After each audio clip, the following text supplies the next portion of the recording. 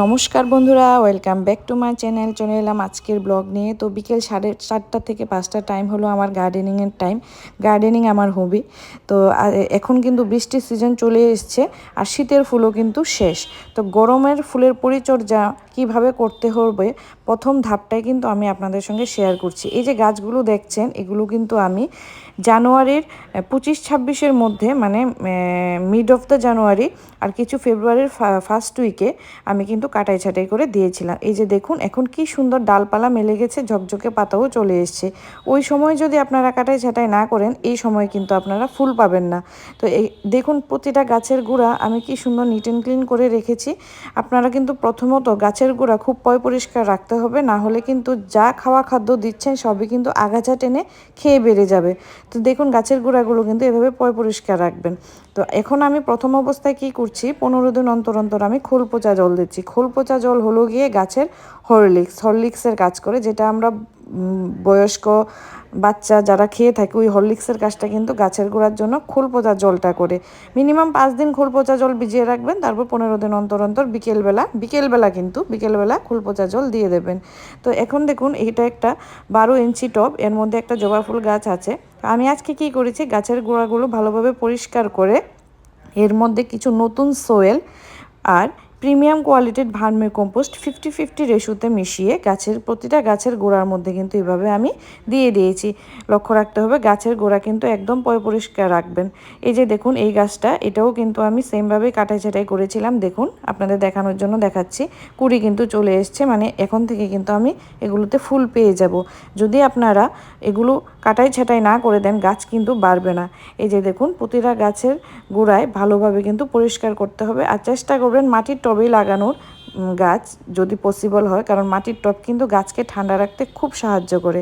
তো এইভাবে করে প্রতিটা গাছের গোড়ার মধ্যে আমি, এই যে দেখুন, এটা একটা হুইডার, এগুলো অনলাইনেও পেয়ে যাবেন বা বাজারেও আপনারা পেয়ে যাবেন।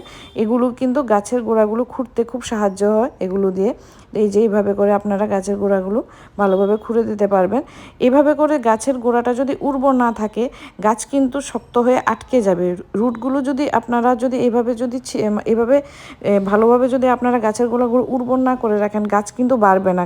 গাছ কিন্তু বৃদ্ধি করতে খুব সাহায্য করে মাটির এই উর্বরতা। আর মাটির মধ্যে যদি দেখবেন অনেক সময় কেঁচো এসে যায়, অনেকে পোকা মনে করে ফেলে দেয়, এই কাজ কিন্তু ভুলেও করবেন না। কেঁচো থাকলে কেঁচোকে মাটিতে থাকতে দেবেন। কেঁচো কিন্তু গাছের মাটির উর্বরতা বৃদ্ধির জন্য খুবই সহায়ক। এই যে এভাবে করে গাছের গোড়ার মাটিগুলো আপনারা এভাবে খুঁড়ে দেবেন। তো যেটা প্রধান কারণ এইভাবে মাটি খুঁড়ে দেওয়ার, এটা বলছি, এই যে দেখুন, এভাবে করে গাছের মাটিগুলো খুঁড়তে এই যে আমার হুইডারের মধ্যে দেখুন একটা রুট চলে এসেছে কিছু। আমি এর আগেও অনেকগুলো পরিষ্কার করেছি, এখন একটা এলো বলে আপনাদের দেখাচ্ছি।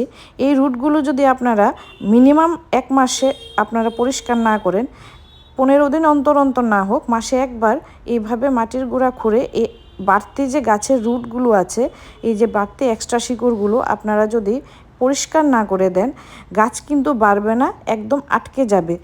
গাছের গোড়াগুলো কিন্তু শিকড়ে একদম আঁকড়ে যাবে। তো এতে কিন্তু গাছের জন্য ভালো হবে না, গাছ বাড়বে না, ফুল ফল দেবে না। তো এইভাবে করে দেখুন, প্রতিটা মাটির গুঁড়ো কিন্তু আমি ভালোভাবে খুঁড়িয়ে উর্বর করে দিয়েছি। আর খুব প্রিমিয়াম কোয়ালিটির ভার্মি কম্পোস্টই আমি সবসময় ইউজ করি। চেষ্টা করবেন প্রিমিয়াম কোয়ালিটির ভার্মি কম্পোস্টটাই ইউজ করার জন্য। আর কিছু নতুন সোয়েল মিশিয়ে দিয়েছি, পুরান সোয়েল কিছু কমিয়ে দিয়েছি, 50-50 রেশোতে সোয়েল আর ভার্মি কম্পোস্ট মিশিয়ে দিয়েছি।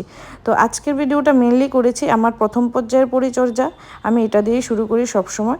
তো first of all vermicompost আর সোয়েল দিয়েই আমি এই গাছের পরিচর্যা শুরু করি। আর জবা ফুল গাছের জন্য কিন্তু চেষ্টা করবেন আপনারা মিনিমাম 12 থেকে 14 ইঞ্চি টবে গাছটা বসানোর জন্য। আর এইভাবে কিন্তু প্রতিটা গাছের রুট আপনারা এক্সট্রা আগাছাগুলো পরিষ্কার করে দেবেন। তো এই আজকের ভিডিওটা আমি করেছি মেনলি এটার জন্যই, যে গাছের পরিচর্যা এখন থেকে, যে গ্রীষ্মকালীন গাছগুলো আমরা কিভাবে পরিচর্যা করব। নেক্সট ভিডিওতে আমি স্টেপ বাই স্টেপ আরও কিভাবে গাছের পরিচর্যা করতে হয় আমি স্টেপ বাই স্টেপ আপনাদের দেখিয়ে দেব। আর এটা ছিল গাছের প্রথম পরিচর্যা, গ্রীষ্মকালীন গাছের প্রথম পরিচর্যা, যেটা বৃষ্টি না থাকাকালীন দিতে হবে। তো আজকের মতো এখানেই বিদায় নিচ্ছি, টাটা।